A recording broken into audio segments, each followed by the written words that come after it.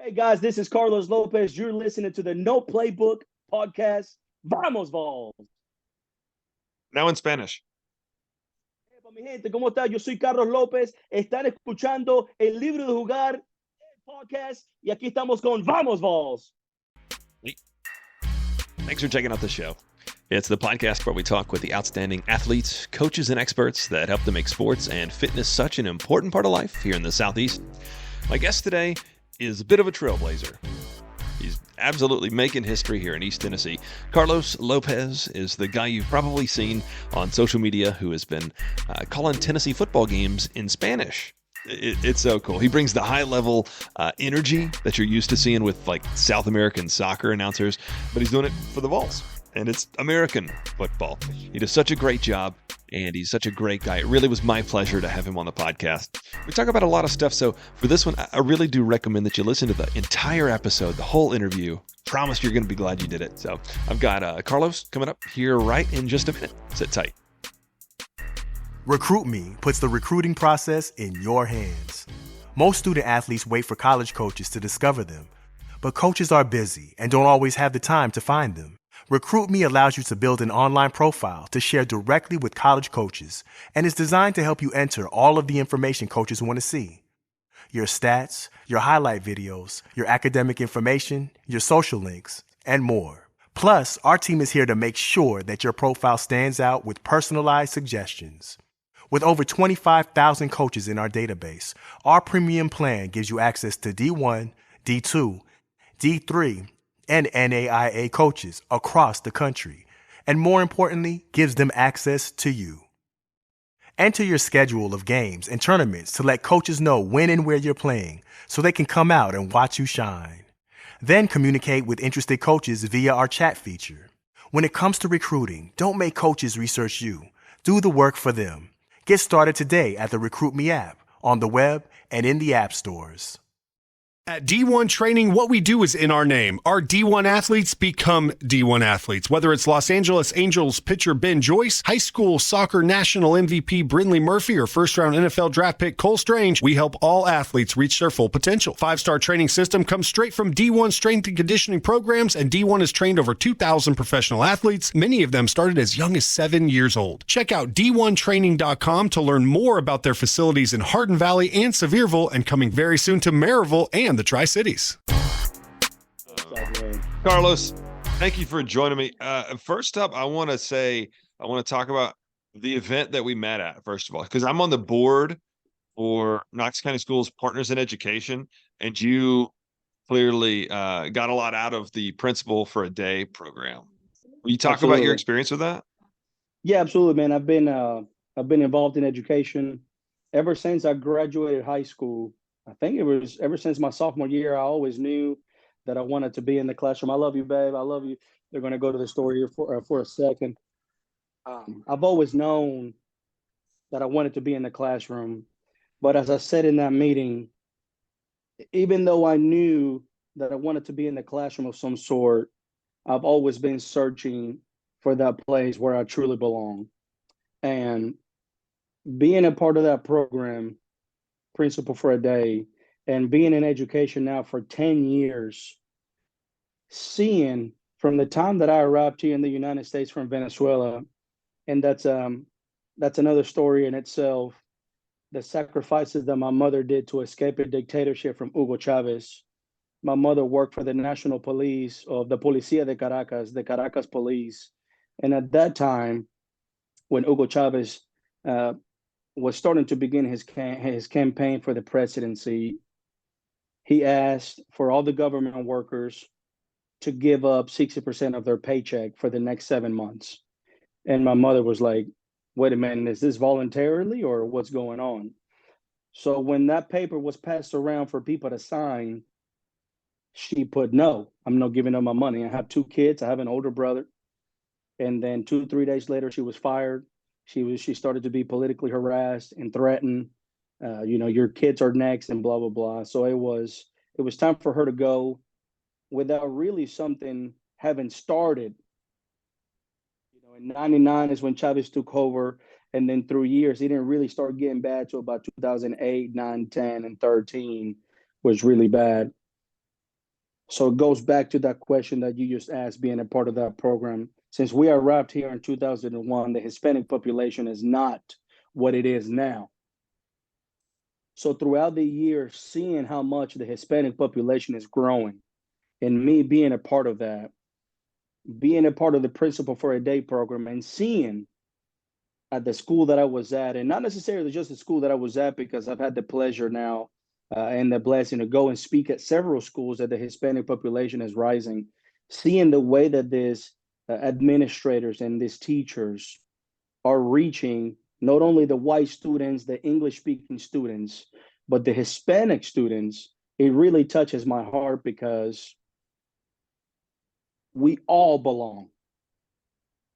The youth in this nation, however you got here, we're here now. And the youth is the future of this country. So if we are reaching all of our students to show them the opportunities that they all have, and the fact that, I was at Career Magnet Academy, the fact that they're able to not just tell students about the opportunities, but show them inside that building with the partnership that they have with Mississippi State to be able to, downstairs is Career Magnet, upstairs is Mississippi State, 28 different associate's degrees, 68 different certificate programs where the students can be hands-on. 20% of Career Magnet is Hispanic, and all the Hispanic students are branching out from the norm of what Latinos are supposed to be here in the United States. The normal jobs that we're supposed to have are, construction, landscaping, roofing, if I may, which there's nothing wrong with that. But if I could be a part of showing students and showing this Hispanic youth, hey, there are other paths. That's all I care about, that they know that there are other ways to be successful. And you're, as a teacher right now, you're at Alcoa High School? So I'm not at Alcoa High School any longer. So after I started all this broadcasting stuff, and there's an NCAA bylaw that prohibits high school teachers from working with a university. So I had to resign from Alcoa High School, although I still feel as much part of them as they do me. But I had to resign from the high school and the coaching. So I resigned in June, and then I got an opportunity with WATE Channel 6. So I'm a Spanish anchor, digital Spanish anchor with WATE.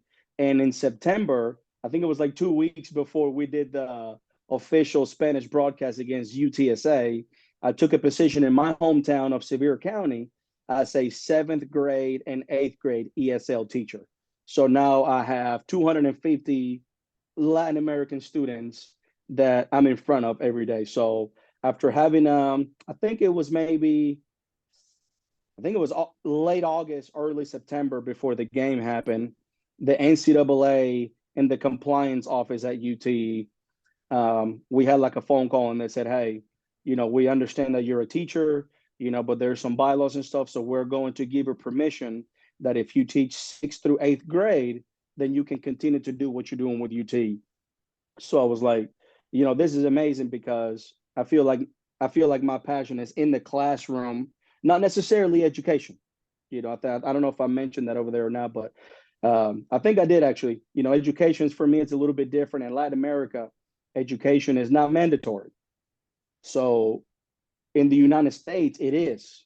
So when you make something mandatory, well, guess what happens? You don't want to do it.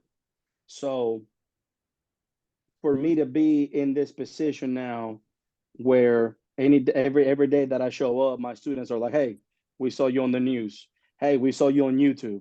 Hey, we saw you all over social media calling a game or your highlights and whatnot. That's what it's about for me. It's about showing them that they too can do anything they want to here in the United States.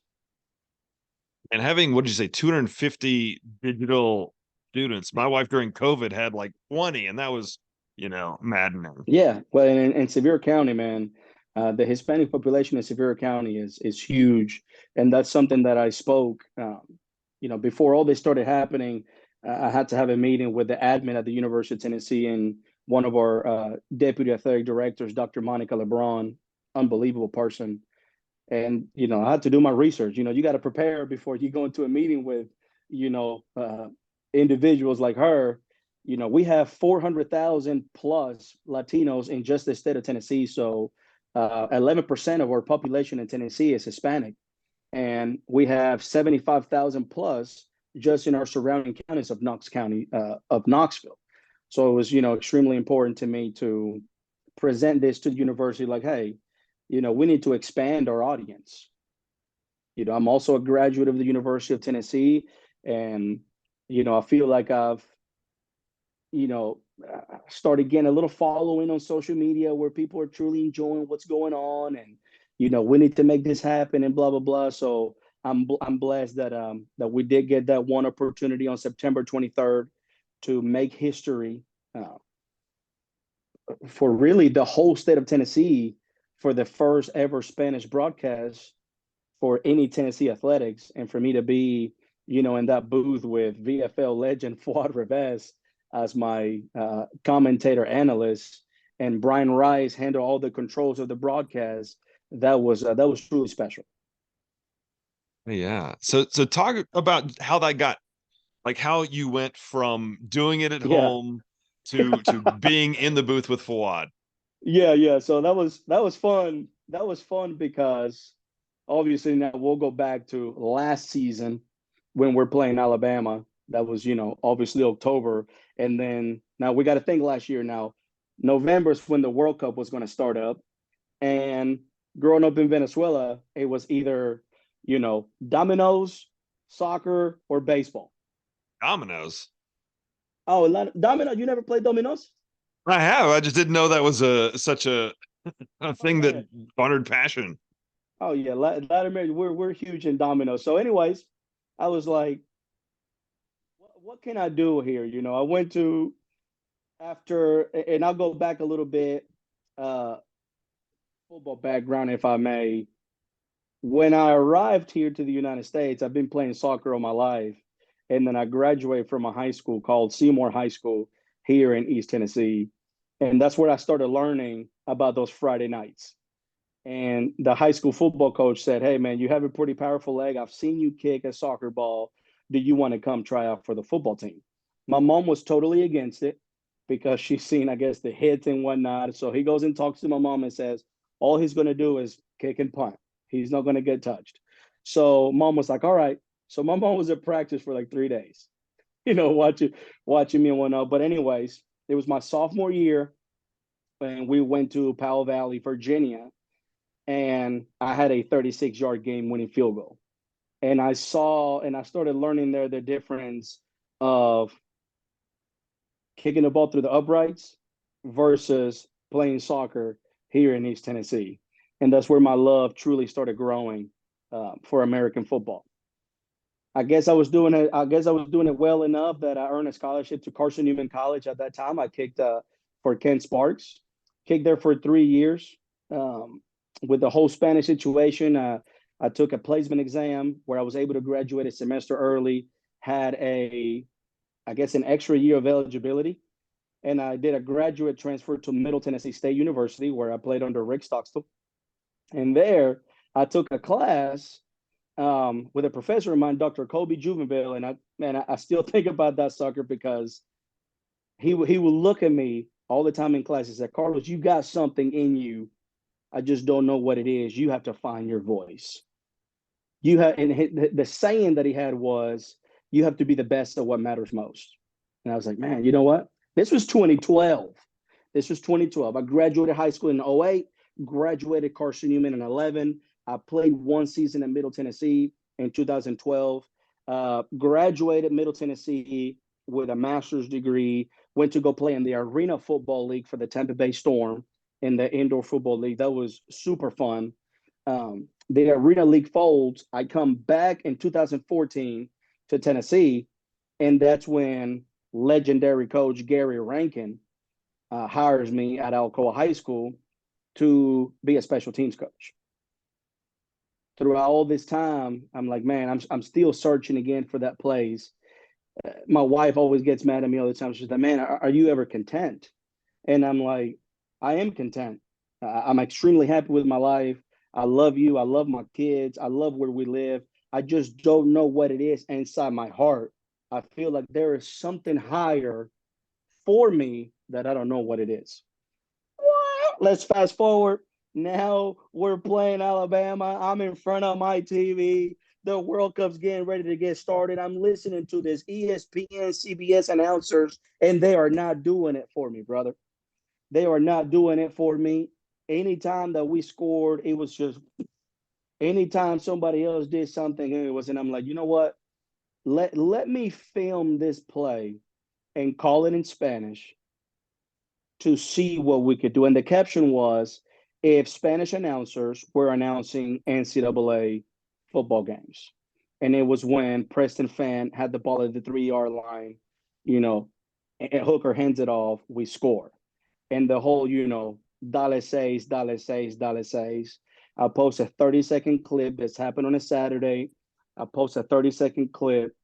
The next day, I look at my phone and I've never seen the notifications be the way that they were.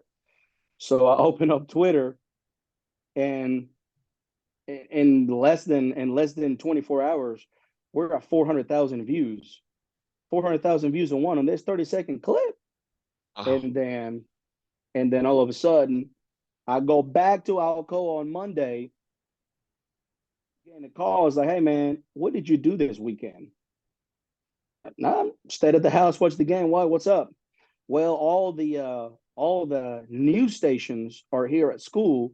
They want to do a story on you. This was WATE, WVLT, and WBIR. I come down, whatever, and I have been dubbed as the international voice of the Vols. We need more. We need more highlights, this, and that. So we continue to play. WVLT sends me their sideline highlights, and I do the voiceovers. What was that first one that we did for WVLT? 600,000 views. I'm like, wait a minute, what is going on here? And then it's when I really started seeing messages coming through like, hey, I work construction. All my crews are Hispanic. They love football. They just don't understand the game. Where can we listen to your stuff? So I started doing broadcasting on Twitter Spaces. And, people started calling in, Craven Wings, Weigels, and other various companies like, hey, we want to sponsor, one of your broadcasts on Twitter Spaces. So wow. we did the Orange Bowl. We did the Orange Bowl, which was like, I don't know, another 500,000, 600,000 views. We did the whole game. And I think on Twitter Spaces, I had like maybe 13, 14,000 listeners throughout the game. And I did it on TikTok. I did it on Facebook Live. So on TikTok, I had like 7,000, 8,000 people watching. Um, and this was all voice because I cannot show the game. So it was all voice. So I had like 12,000 listeners on Twitter. And then I really started at that time, after I've seen the need of what we had, I said, you know what, I think I found something here that has never been done before. And let me see what I can do. So I started sending DMs, I started sending emails, I started researching, the athletic staff directory, and I started sending emails, and I started sending Instagram DMs. And I think I sent probably about 500, 600, and one person replied back out of all those. And it was Coach Allison Ojeda. She is our women's tennis head coach. Sends me a DM back, says, I love everything that you're doing. I want to let you know that I'm Mexican American. So listening now, you've been posting stuff. I've been seeing it on Twitter. Listening to the Spanish plays has really resonated with me. And let me see what I can do. She starts connecting me, and this is where we get to Dr. Monica LeBron. Dr. Monica sends me an email. She says, Carlos, I got to tell you something. I'm Puerto Rican. And I'm like, wait a minute. So you're telling me that even our admin at the University of Tennessee have Latin American roots And she told me the same thing. This is resonating with me. I really love everything that you're doing. And this was back, we played Alabama, October, November, December. This is January when we would start sending emails and whatnot. Then I get an email from the Vol Network, Glenn Thaxton. Hey, can you come in to the office? So I go to the office, and that's when I hear about the NCAA bylaw. This was February of last year and whatnot. So that's okay. I'm still doing my stuff online. I'm doing highlights of basketball. I'm doing highlights of baseball. I'm doing some highlights of NFL teams. That way I can just keep just spreading the love. Then come June is when I'm with WATE. Then I get the Vol Network back. It's like, hey, I think we're really going to do something here, but you cannot be a teacher. And I was like, okay, so I'm literally taking a leap of faith here to quit my job, essentially to quit my job with no other anything lined up. So I resigned. WAT calls me and said, hey, we want to do something for high school football where we want you to be a digital anchor with Bo Williams, where you guys do the Friday Night Frenzy. We have Thursday rivalry. You could be like a reporter, blah, blah, blah. I'm not. We go from a teacher salary at Alcoa to getting paid $15 an hour in the hopes that Vol Network and UT call me and say, okay, it's a for sure thing. So I'm like, all right. So I quit. I sent an email back. I'm no longer a teacher. I'm ready when you guys are. A couple of weeks later go by and they say, okay, Carlos, man, and hold on, because let me take a break. I might start crying here in a second. Hold up. Then I get an email back and they said, okay, Carlos, it's a for sure thing. September 23rd is the day when we're going to do the historic first ever Spanish broadcast for the University of Tennessee. And the best thing that happened on that email was what I use in my classroom now. I use in my classroom what Glenn said, the way that you have been representing yourself, the way that you have been so respectful, even though that you're not a part, even though you're not staff, the way that you have been representing the university throughout all this process has earned you this opportunity to make history for the University of Tennessee. And I was like, you're talking about an 11-year-old kid, Venezuela, escaping a dictatorship, not knowing how to speak English, to creating history for a major university and for your state and for your people. It was a true blessing for us to be up there. Now we're playing UTSA, and I'm up there in the booth with Fuad Revesz. And then you have Ms. Dante Plowman coming in and everybody, congratulations. And I'm like, I didn't do this. God gets the credit for all of this. God made this happen. And their replies were, you're right, God made this happen, but you put in the work. And I was like, man, it's I still look back to it. And now everywhere you see is Vamos Vols. And it's like, man, did I really create this or what? And we did. It was amazing. I love just seeing the pride in your eyes, and taking that time to, you've thought all along, like there's something else, I just don't know what it is. And being able to realize that is such a cool thing. Congratulations to you. Thank you, for my sure. friend. Thank you. Thank you. So I do have a question about broadcast style, because as you were talking about, like the Gary Daniels of the world are like that. That's what we hear. That's what we hear. This.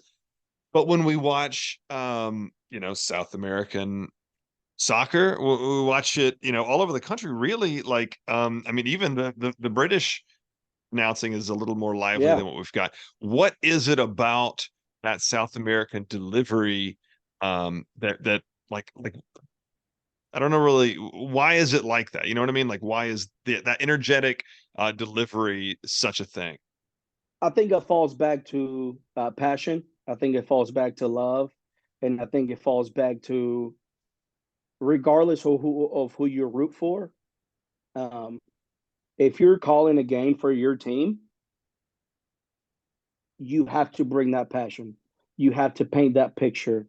You have to you have to bring to the audience you're seeing. Anytime, because you're listening to these broadcasters in World Cup style, and it's for both teams, it's a big, anytime they score, it's a big 30 to 40-second goal for both teams. It doesn't matter who it is. And I think it's just that. It's just the love of respective sport, that love for the game. It doesn't matter who scores. And I'm just talking soccer here. It doesn't matter who scores.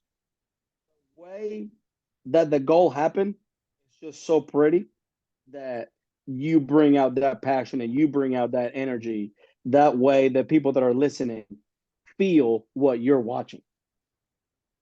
Absolutely. Is there a way that folks, so like, will you be doing the Vanderbilt game on Saturday? So what I do now, because after the game, I just actually received an email 2 weeks ago that UT is sending my and Fuad's broadcast to the NFL. So the NFL is going to be evaluating everything that we did, blah, blah, blah, because I know it's extremely important to the university after having various conversations with them. They want to explore various sports. So, I'm praying that hopefully, we could call it a soccer game or we could call it a basketball game, but I guess you have to go through steps. They wanted to see the reaction that the UTSA game received. And I think that the reaction that it received after the game was astronomical. Uh, we are now, we are now, we have now reached 10 different Spanish speaking countries. And 2 weeks ago, no, was it 2 weeks ago? We just played Georgia. Then before we played Missouri, when was it that we played Texas A&M? 2 weeks ago. 2.5 weeks ago, we played Texas A&M. I got to be a part of SEC Nation, the Marty and McGee show, and I got to be a part of that. So they had me call that play live, and Joshua Dobbs to Juwan Jennings. We get done with that, and then I meet Tim Tebow, and I'm like, Mr. Tebow, can we take a picture? And he was like, well, before we take a picture, let me just tell you that my Tim Tebow Foundation team has just grabbed everything that you're doing, all your Spanish plays and whatnot, and they've sent it to my foundation in Guatemala, where I have 5 schools that I work with. So your stuff is being listened to in Guatemala.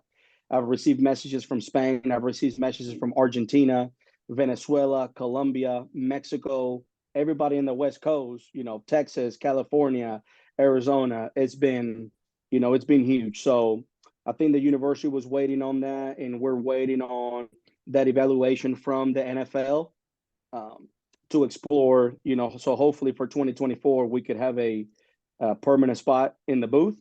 But for now, what I do is after the game, I get the big plays and then I do the voiceover, and that's what I post on social media. What other schools do that? Do any other major football teams have a Spanish Yeah, broadcast? it's been crazy because after all this has happened, I have Texas A&M, their Spanish voice. His name is Pedro Luna. He's reached out to me, said, fantastic job. The Spanish voice of the Texas Longhorns, he's reached out and said, I love everything that you're doing. UCF has an official, so it's UCF, Texas A&M, and San Jose State. So those big schools have done that, and I think because I got a message on Instagram from Kansas, the University of Kansas, I think like some sophomores and juniors within the university that are Spanish speakers that just started it, something like that. But as far as like official stuff is uh, Longhorns, San Jose, and UCF. So on It's September awesome. 23rd, we became, probably out of all those, the biggest one to conduct a Spanish broadcast. Heck yeah. Carlos, I was a broadcasting guy. I went to UT and got a broadcasting major degree, and so I just love all this. This whole story is really exciting for me to follow along. Uh, It's been a great journey, especially as we're discussing the principle for a day, going back to having the blessing to go speak to several schools and having juniors and seniors come up to me and said, hey, so you're telling me that that I have an opportunity in broadcasting as well. mhm. Some of these kids didn't know that those opportunities were out there, and now they're seeing you on social media. But wait a second, this dude's last name's Lopez. That's my last name too. So they're asking me now, hey, what can I do to get into this, get into that? And that's, what an amazing opportunity to say, hey, you go to school, you major in journalism, major in broadcasting, define your skills. I never had that opportunity. I got a bachelor's degree from Carson Newman, a master's degree from Middle Tennessee. And after I got back from Tampa Bay playing in the Arena Football League, I enrolled at the University of Tennessee. So I got a second master's degree in world language ed because I wanted to teach Spanish. So I didn't have a background in journalism. I didn't have a background in broadcasting, but I have years and years of experience in athletics. And I think, when I went to WATE and they hired me there, I talked to the general manager and said, are you sure you guys want to hire me? Because I don't have a degree in any of this. And You the got the general passion. manager Yeah. said, she said, and that's exactly what she said. She said, hey, I can teach you anything about TV. I just can't teach you what you already have. The Mhm. ability to speak and the ability to, interview people, the ability to call a game. I can't teach that. And I was like, okay. So we just wrapped up our Friday Frenzy halftime show with, Bo Williams, and if I'm not mistaken, the SEC is going to ABC, and is that am I? I think I I'm think right you're right. about that. Yeah. Because I did see that some people were talking about this is the last time that we get to listen to Gary. Oh, is Yep. then the SEC is going to ABC. WAT is an ABC affiliate, so I don't know what they're going to be working out. Where next football season, like a big orange kickoff or something like that. Where I don't know where they're going to have me, but hopefully somewhere. Hopefully somewhere interview with people, and hopefully somewhere in the booth calling the game. Thank you so much for your time, buddy. I really appreciate it. I appreciate it, man. You have a blessed night.